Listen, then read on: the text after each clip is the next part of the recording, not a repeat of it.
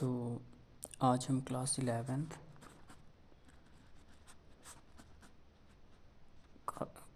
Eleventh की mathematics का first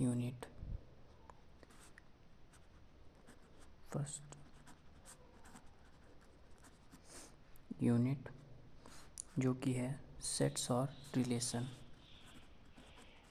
sets and relation. Basically first unit में दो चैप्टर हैं, एक तो है सेट और दूसरा है रिलेशन। इन दोनों को मिलकर ही फर्स्ट यूनिट बनी हुई है।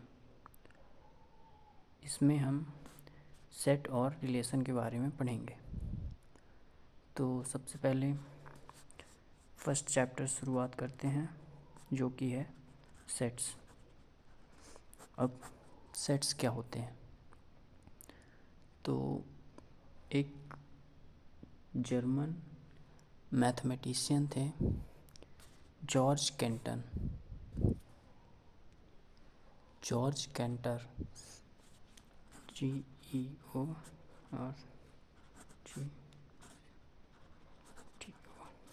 कैंटर, जिन्होंने सेट्स के बारे में फर्स्ट टाइम कुछ बताया था।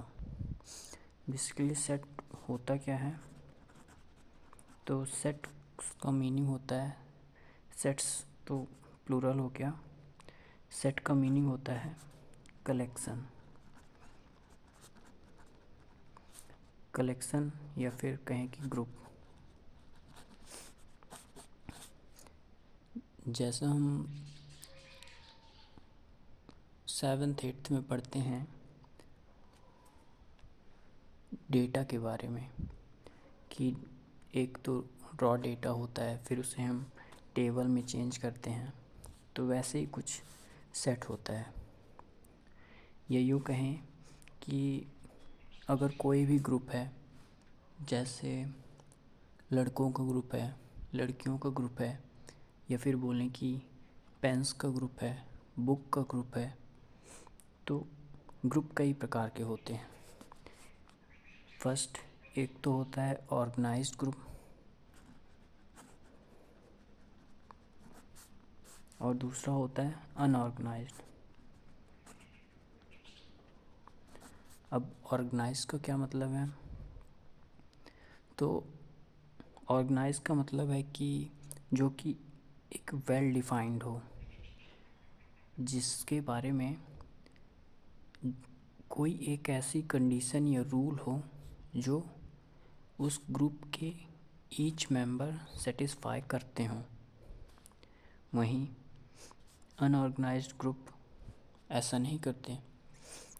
इसके लिए एक एग्जांपल समझते हैं। अगर आपसे बोला जाए कि वर्ड के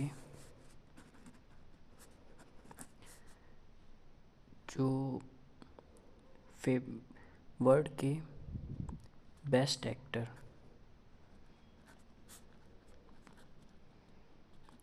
एक्टर्स का ग्रुप बनाइए। अगर ये आपसे बोला जाता है कि वर्ड के बेस्ट एक्टर्स का ग्रुप बनाइए, तो हो सकता है कि आपका ग्रुप अलग हो और जो ग्रुप मैं बनाऊं वो अलग हो सकता है, क्या होगा ही ऐसा। आपको कोई एक्टर पसंद होगा, आप उसको उस ग्रुप में रखेंगे, लेकिन हो सकता है कि वही एक्टर मुझे ना पसंद हो और मैं उसे अपने ग्रुप में ना रखूं। या फिर कोई तीसरा व्यक्ति है जो सेम वर्ड के अपने हिसाब से वो वर्ड के बेस्ट एक्टर्स का एक ग्रुप बनाता है, तो ज़्यादातर पॉसिबिलिटी यही है कि हम तीनों का जो ग्रुप बनेगा वो डिफरेंट होगा। अब डिफरेंट होगा तो हम कह सकते हैं ना कि जो ग्रुप हम बना रहे हैं वर्ड के बेस्ट एक्टर्स का, वो ऑर्गेनाइज नहीं है, या ऑर्गेनाइज नहीं है कहें, या यूँ कहें कि वेल डिफाइन नहीं है। वहीं दूसरी तरफ जो ऑर्गेनाइज ग्रुप होता है उसमें वेल डिफाइंड होता है। अगर हम बोलें कि वोवेल्स का ग्रुप बनाइए तो वोवेल्स का ग्रुप डिफाइन है कि उसमें ए ई आई ओ और यू ही आएंगे, इसके अलावा और नहीं आएंगे।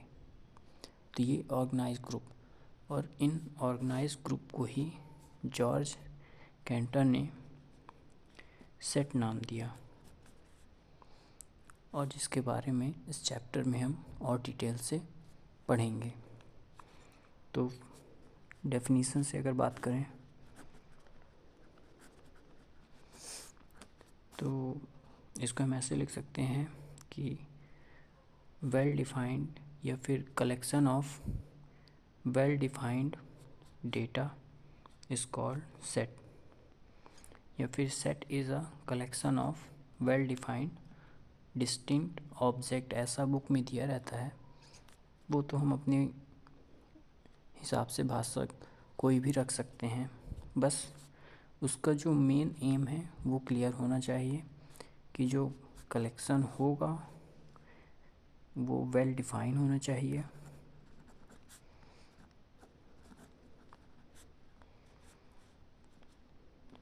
वेल डिफाइन होना चाहिए और साथ ही डिस्टिंक्ट होना चाहिए। मतलब अगर हमने यहाँ पास ए ई आई ओ यू लिखा है तो ऐसा नहीं कि हम ए को 2 बार लिख दें या 3 बार लिख दें, नहीं, एक बार ही होना चाहिए, है ना। तो इसका मतलब है कि डिस्टिंक्ट होना चाहिए। अब ये तो हो गया कि सेट होता क्या है और उसकी डेफिनेशन क्या होती है। अब इसको रिप्रेजेंट कैसे करते हैं, तो बेसिकली सेट को 2 टाइप से रिप्रेजेंट करते हैं। यह सेट के कोई भी अगर सेट है तो उसको लिखने के 2 तरीके होते हैं। एक तो जैसे ऊपर मैंने लिखा कि ए ई आई ओ और यू, एक ये तरीका होता है जिसमें हम टेबल बनाते हैं और इसको ही, इस फॉर्म को ही set builder form, sorry, roster form या फिर टेबुलर फॉर्म ऑफ सेट कहा जाता है।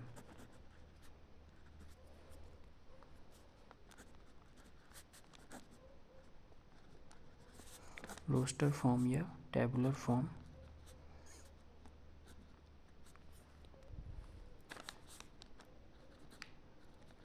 टेबुलर फॉर्म, वहीं ये तो फर्स्ट हो गया। सेकंड इसको सेट बिल्डर फॉर्म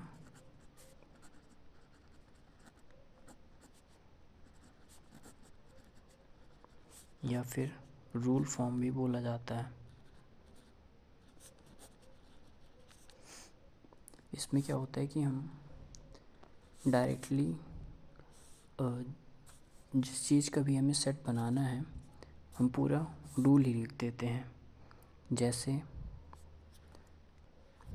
अगर हम अबव एग्जांपल को ही सेट बिल्डर फॉर्म में चेंज करना चाहें तो इसे ऐसे रिप्रेजेंट करेंगे कि ए एक कोई तो सेट है, जनरली कैपिटल लेटर से ही सेट को रिप्रेजेंट किया जाता है। तो ए कोई सेट है और इसमें एक्स कोई तो वैल्यू है और एक्स इस तरह है कि एक्स इज़ वोवेल या वोवेल्स। तो बात तो वही है कि एक सेट है ए और उसमें ऐसे वैल्यूज़ आएंगी जो कि वोवेल हैं। यहाँ पास रिप्रेजेंट करने का तरीका है कि एक्स जनरली हम एक टर्म यूज़ करते हैं। अब इसे अगर इसी चीज़ को टेबल में चेंज करें तो ऐसे लिखेंगे ए ई आई ओ और यू, वही बात हो गई, सेम लिखा हुआ है, बस इसमें डायरेक्ट हमने लिख दिया। इसमें वही चीज़ हमने इंग्लिश में सेंटेंस की तरह लिखी है। बस यहाँ पर इक्वल टू और ये लास्ट में कर्ली ब्रैकेट आ जाता है।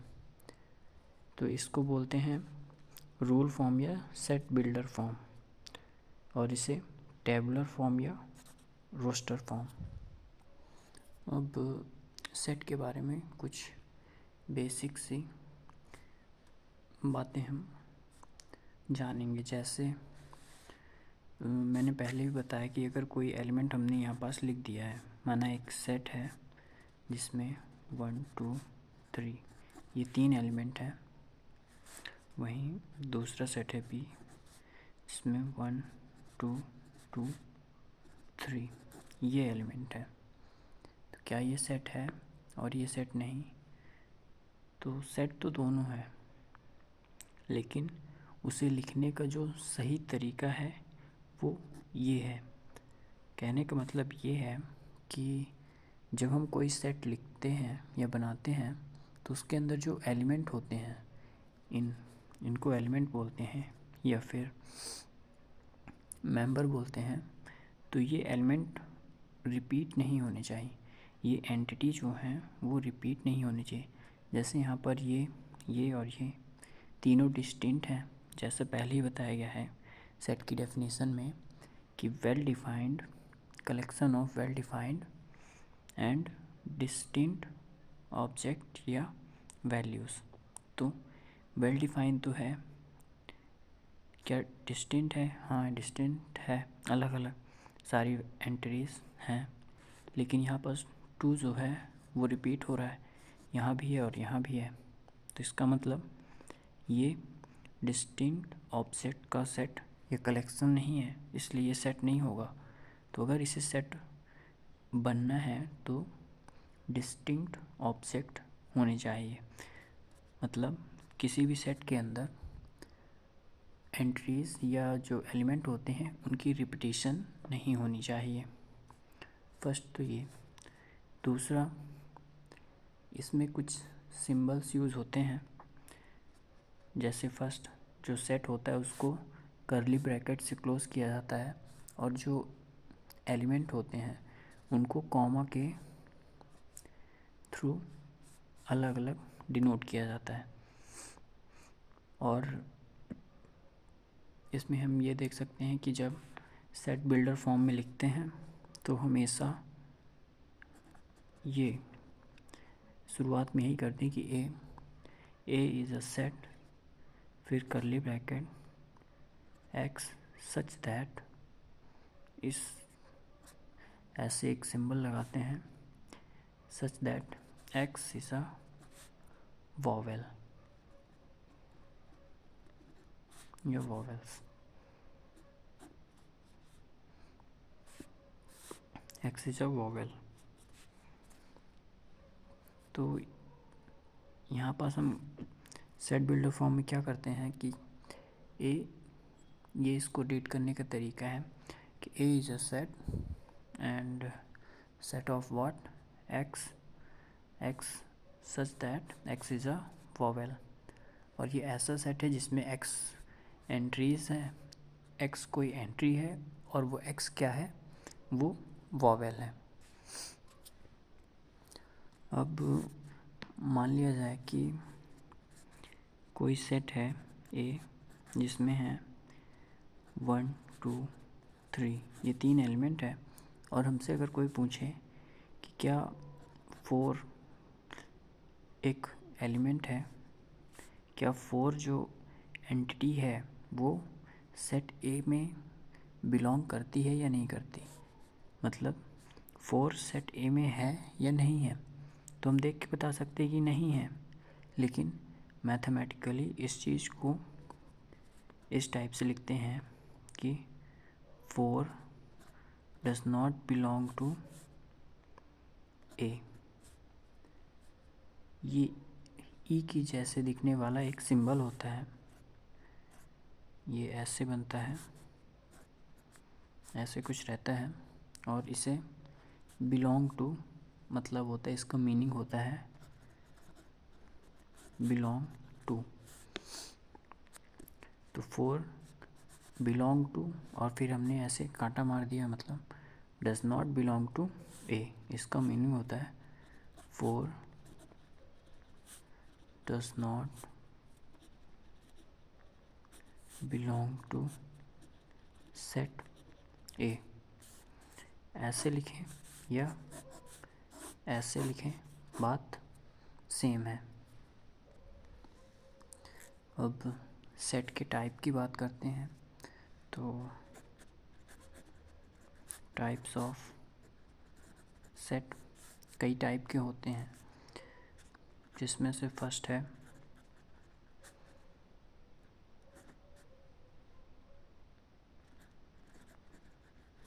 सिंगलटन, या इसी को यूनिट सेट भी बोलते हैं, और कई जगह इसे वन पॉइंट सेट भी बोलते हैं। अगर किसी सेट में केवल और केवल एक ही एलिमेंट है, अगर किसी सेट में केवल एक ही एलिमेंट है तो उस सेट को सिंगलटन या यूनिट सेट बोलते हैं। एग्जाम्पल के लिए, अगर कोई सेट ए है और उसमें केवल 1 है, या कोई सेट बी है जिसमें केवल 0 है, मतलब एक एलिमेंट है, तो उसे सिंगलटन सेट बोलते हैं। और इसको रिप्रेजेंट ऐसे करते हैं कि number of element in A is equal to 1, since number of element in set A is equal to 1, therefore it is a singleton set। दूसरा empty set,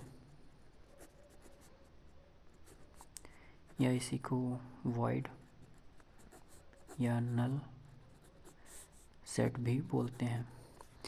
जैसे कि इसके नेम से ही क्लियर हो रहा है कि empty सेट, जो सेट खाली है, या खाली है मतलब कि उसके अंदर एलिमेंट एक भी नहीं है, तो उसे एम्प्टी सेट या वॉइड सेट या नल सेट बोलेंगे।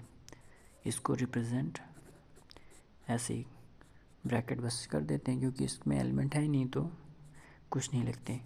वहीं दूसरी तरह इसे फाई से भी डिनोट करते हैं, ऐसा गोला बना के बीच से डंडा मारे, तो इसे फाई से भी डिनोट करते हैं। इस लेटर को फाई प्रोनाउंसिएट करते हैं।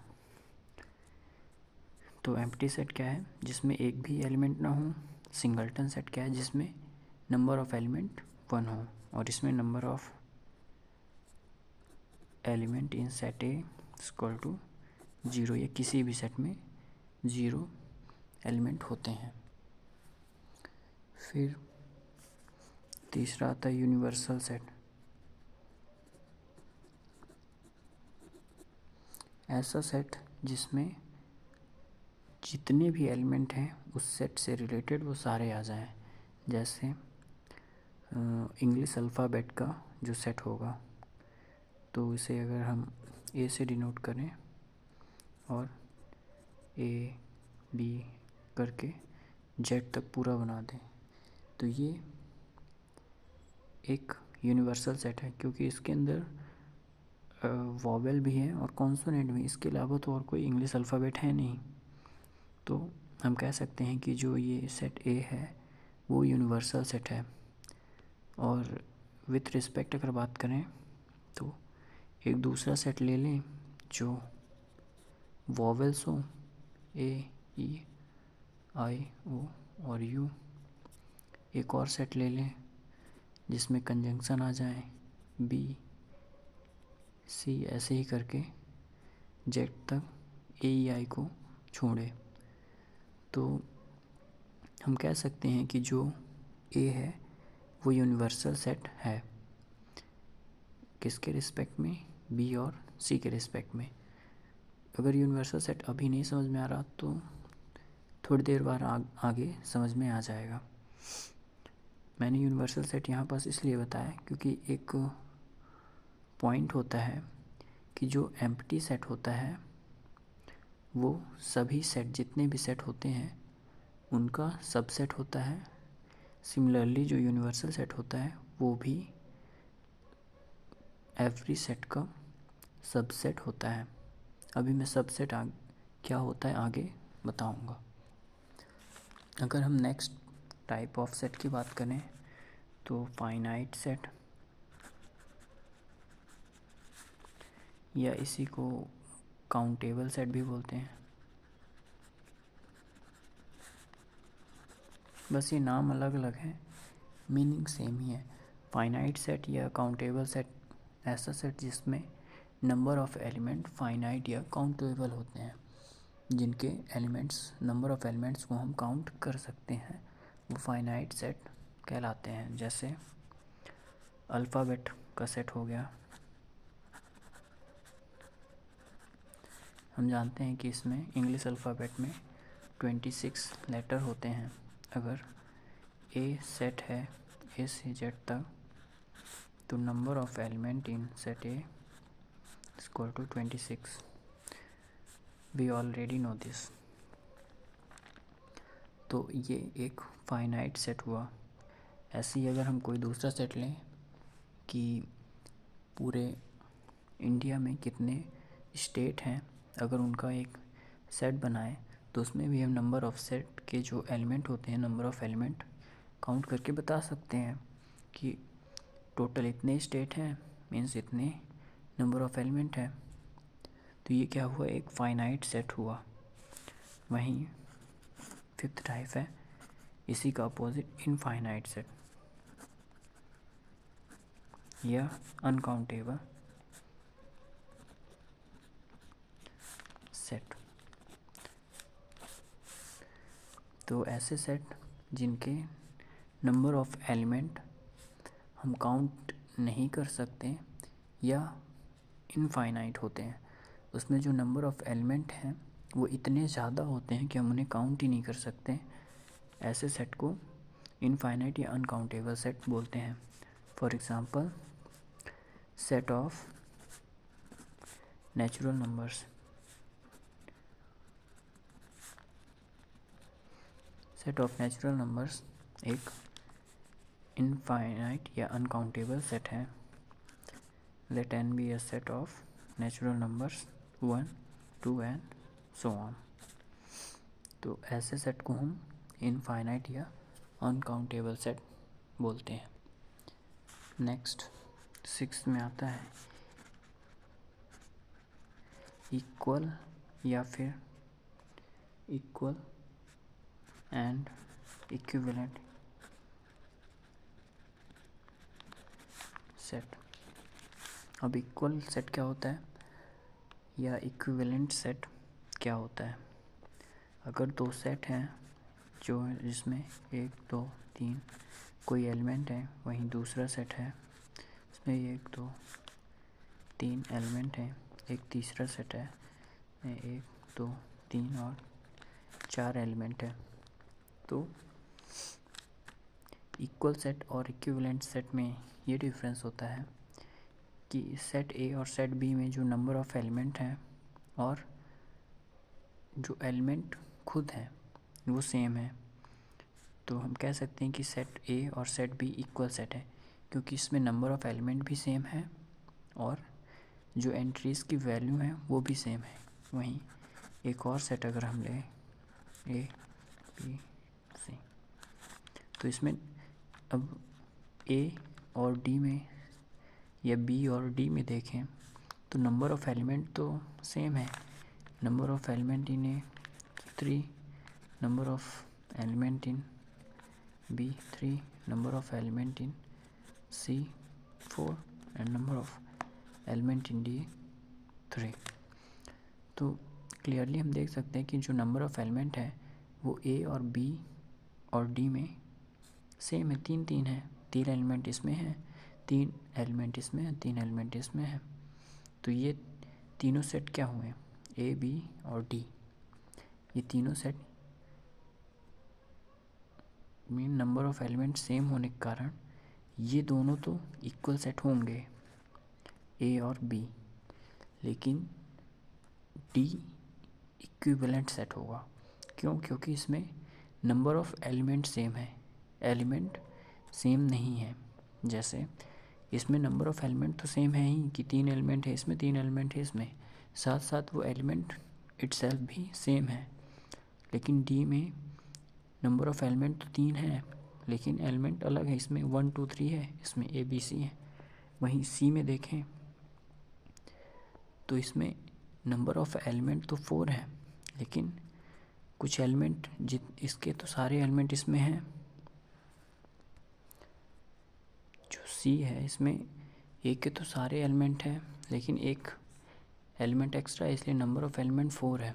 तो इक्वल या इक्विवेलेंट सेट केवल तभी होगे जब उसमें नंबर ऑफ़ एलिमेंट सेम हो। अगर नंबर ऑफ़ एलिमेंट ज़्यादा है और एंट्रीज भले ही मैच कर रही हैं, लेकिन वो ना तो इक्वल सेट होगा ना ही इक्विवेलेंट सेट होगा। अब आता है सबसेट। नेक्स्ट टॉपिक है सबसेट। अब सबसेट क्या होता है, तो डेफिनेशन इसकी देखने से पहले मैं एग्ज़ाम्पल समझाता हूँ। जो ऊपर हमने एग्ज़ाम्पल लिया था कि ए में जितने भी एलिमेंट हैं वो सारे सेट सी में हैं, means set A is a part of set C. ऐसा हम कह सकते हैं कि सेट ए के जितने भी एलिमेंट हैं वो सारे सेट सी में बिलोंग कर रहे हैं। तो इस चीज़ को लिखते कैसे हैं, ये तो हम ओरली बोल रहे हैं, लेकिन मैथमेटिकली इसको इस चीज़ को कि सेट ए के सारे एलिमेंट सेट सी में बिलोंग कर रहे हैं, इस चीज़ को मैथमेटिकली ऐसे लिखते हैं कि set A is a subset of या प्रॉपर सबसेट ऑफ सेट सी। ये जो साइन होता है ऐसे, सी ये सबसेट का होता है, और इसी में अगर नीचे एक डंडा और खींच दें तो ये प्रॉपर सबसेट का साइन होता है। ऐसे रिप्रेजेंट करते हैं। तो set A is a proper subset of set C, वहीं है ना। लेकिन हम ये उल्टा नहीं बोल सकते कि set C is a subset of A, नहीं, ये नहीं बोल सकते, लेकिन ये बोल सकते हैं। ठीक, तो ये हो गया सबसेट। सबसेट होता क्या है कि, तो सबसेट क्या है, if each and every element of first set belong in second set या any other set, then first set is called the subset of that set। Okay, तो ये हो गया सेट। अगर सबसेट है तो ऐसे रिप्रेजेंट करेंगे, और सी जो है वो ए का सबसेट नहीं है तो इसे ऐसे रिप्रेजेंट करेंगे। ये तो छोटी मोटी बातें हो गई, और प्रॉपर सबसेट भी बता दिया कि अगर ए के सारे एलिमेंट इसमें आ रहे हैं तो प्रॉपर सबसेट है। अगर सारे एलिमेंट नहीं आ रहे, कुछ एलिमेंट ही आ रहे हैं, तो वो केवल सबसेट होगा, प्रॉपर सबसेट नहीं होगा। तो सबसेट हो गया। अब नेक्स्ट हम पढ़ेंगे इसके जो थ्योरम होते हैं, और थ्योरम और पावर सेट के बारे में। फर्स्ट थ्योरम क्या होती हैं, जो मैंने आपको पहले ही बता दिया। फर्स्ट थ्योरम ये है कि empty set is a sets power empty set is a subset of, या फिर empty set is always consider as subset of that particular set. ये फर्स्ट थ्योरम होती है। सेकंड थ्योरम होती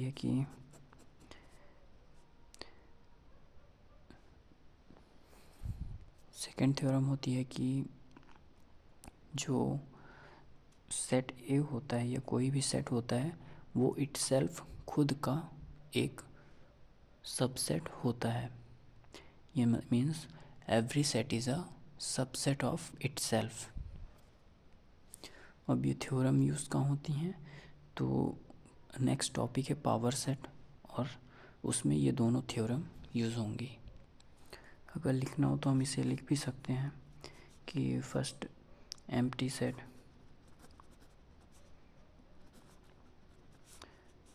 सेट इज़ अ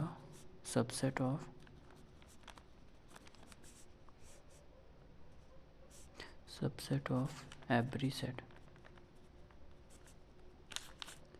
वहीं दूसरी कि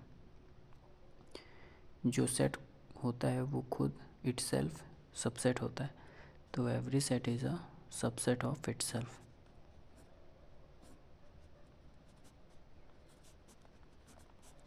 set is a subset of itself. ये तो आई होप आप बुक से नोट डाउन कर सकते हैं। अब नेक्स्ट टॉपिक है पावर सेट।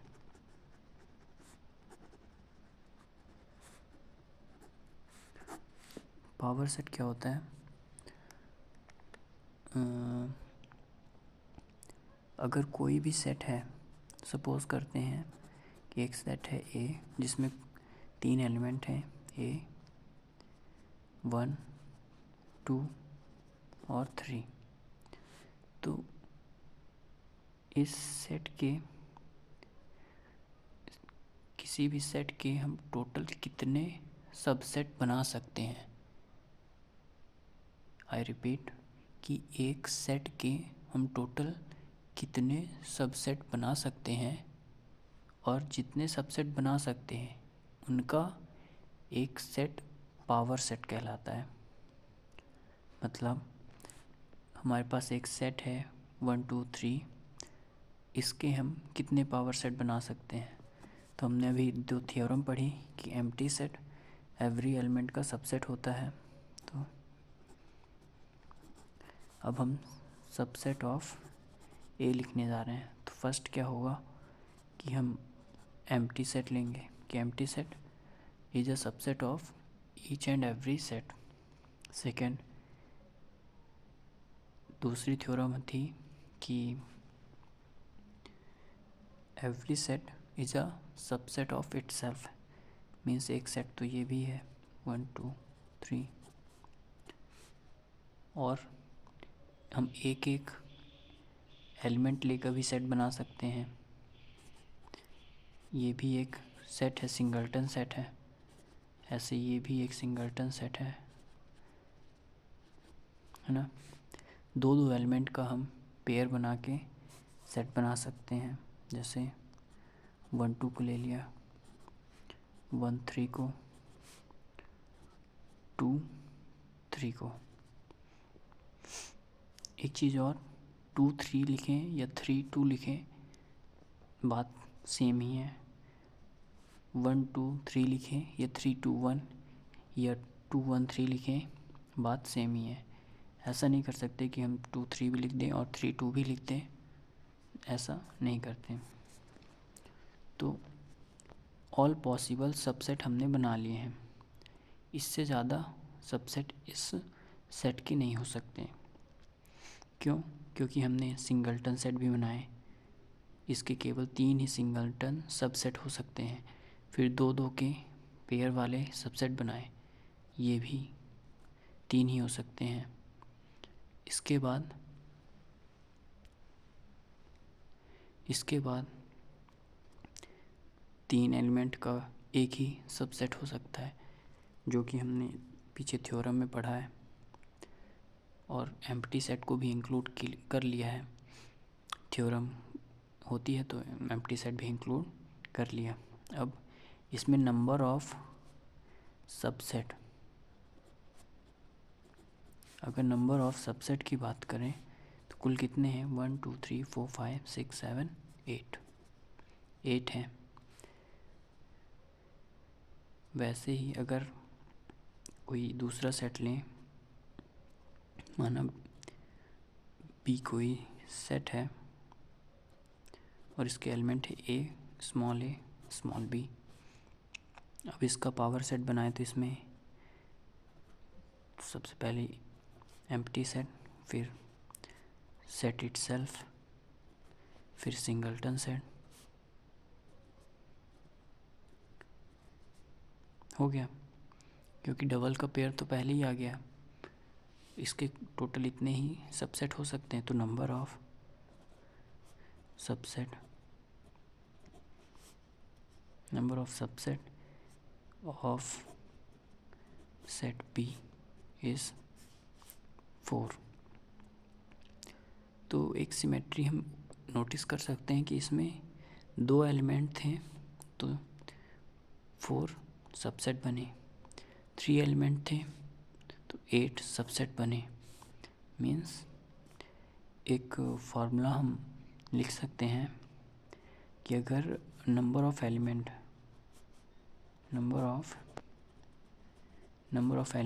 n है, तो number of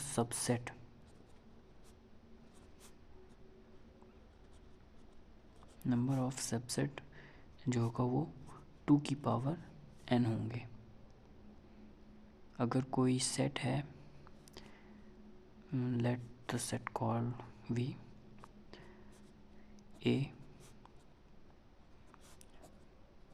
late A is a set, कोई भी सेट रैंडम सेट है, उसमें नंबर ऑफ एलिमेंट n है, then we have to find कि नंबर ऑफ सबसेट कितने होंगे। तो नंबर ऑफ सबसेट होंगे उसमें 2 की पावर n। और ये फॉर्मूला आप वेरीफाई भी कर सकते हैं। 2 के लिए तो मैंने ही कर दिया, ऐसे ही आप 3 के लिए भी मैंने किया है, और आप आगे भी कर सकते हैं। और ज़्यादा एलिमेंट लेके, मैंने 2-3 के लिए किया, आप 4-5 के लिए भी देखेंगे तो वो इस फॉर्मूले को सेटिस्फाई ज़रूर करेंगे। तो आज के लिए इतना ही, और अगले वीडियो में हम वेन डायग्राम के बारे में पढ़ेंगे कि वेन डायग्राम क्या होता है, और सेट से रिलेटेड और भी जो लॉ होते हैं उनको पढ़ेंगे कि यूनियन क्या होता है, इंटरसेक्शन क्या होते हैं इसके, और जो ये सेट होते हैं ये कौन कौन से रूल्स फॉलो करते हैं, जो आपने 6-7 में पढ़ा होगा, कम्यूटेटिव लॉ, डिस्ट्रीब्यूटिव लॉ, ऐसे ही इसके भी लॉ होते हैं। ये उन सब लॉ को फॉलो करते हैं कि नहीं करते, इन सब के बारे में हम वेन डायग्राम में डिटेल से पढ़ेंगे।